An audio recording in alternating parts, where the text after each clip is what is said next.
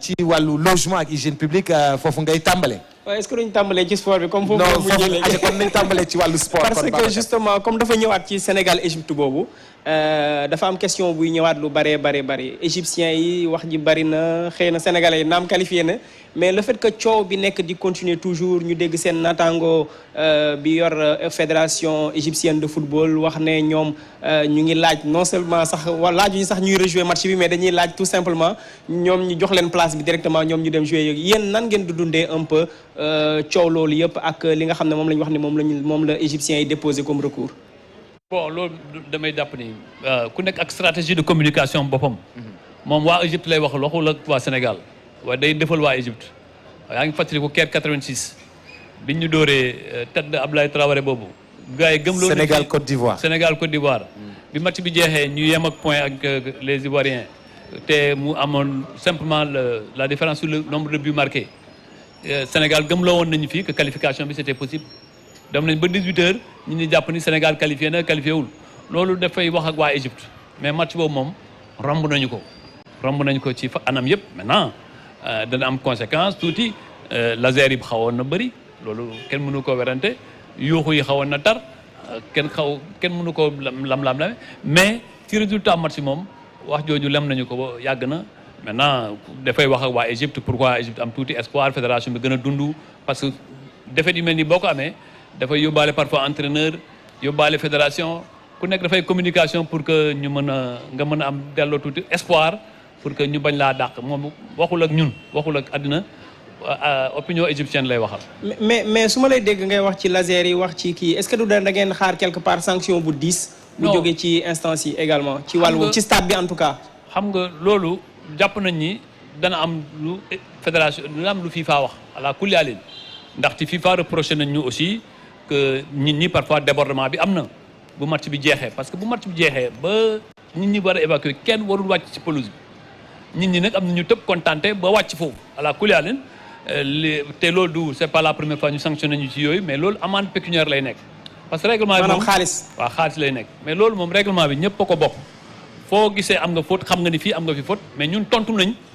nañ ci lu bëri parce que FIFA bindoon nañu lettre wax ñu lii ak lii saisir nañ leen ci yéen lu ngeen ci wax lu ñu def suñu mémoire de défense ñu def ko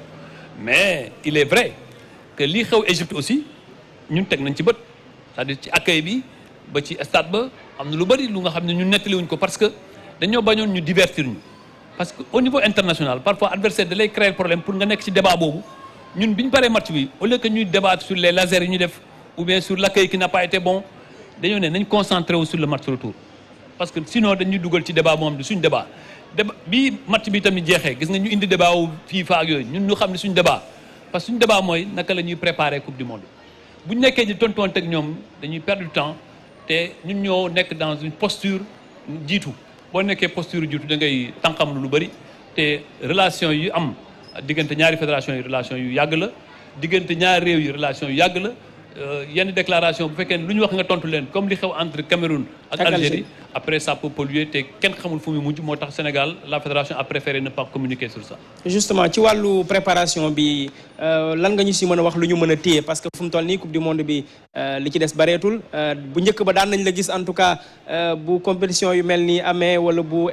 déplacement équipe nationale amee nga jël li nga xam ne mooy yoon bi def mission avancée jiitu ñëw wax ñu ak yooyu tey ji ban taxawaay nga am ci wàllu woowu ci wàllu préparation bi ak charge yi nga xam ne moom nga am ci beneen côté bi muy ministère beeg mairie Kaffrine. dëgg la c'est vrai mais mosuma koo def man rek kenn c'est-à-dire fédération du benn nit du ñaar nit c'est toute une équipe te maintenant rodé nañu man match yu bëri dew ma yu bëri bitim réew dew ma ñeneen ñoo def prospection ñeneen ñoo waxtaan ak ñeneen mais loolu fédération moom wax jooju passé nañ ko te diggante bii bu ñu qualifié def nañ fa ñaari mission dem nañ Qatar dem nañ fa xam fu ñuy dëkk xool naka la ñuy organiser wu mais le plus important c'est pas là-bas parce que coupe du monde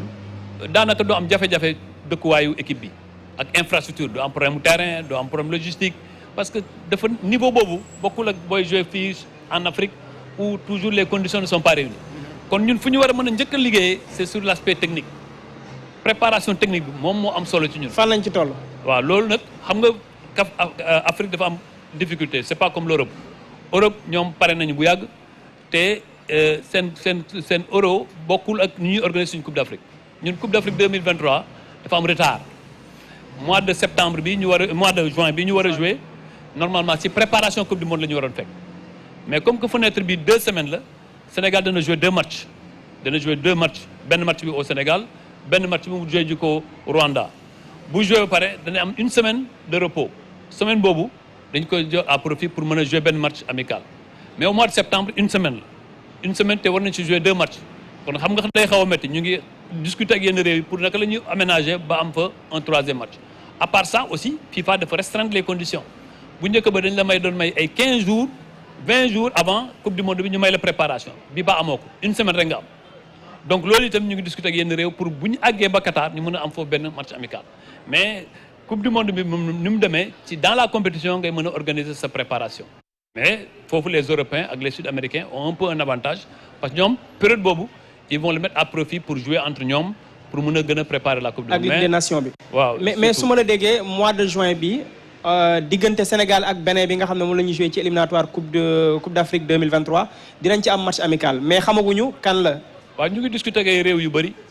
ñu ngi discuter ñan ñoo si gën a jege fi mu toll ñan lañ jàpp ne. xam nga ba bëgguma créer de faux espoirs. am na réew yu bëri yu Amérique du Sud mais aussi am na réew Europe yu nga xam ne surtout ñu ngi discuter ak ñoom te dama bëgg genre discussion yi boo ko defee ci terrain bi sur la place publique day yàq négociation yi. waaye tudd nañ ci Brésil tudd ci Argentine tudd ci Colombie ñu ngi tudd ñu bëri li nga ma bëgg a jaarloo fi du ma ci àgg l'essentiel est que fii ak 2 semaines jàpp naa ni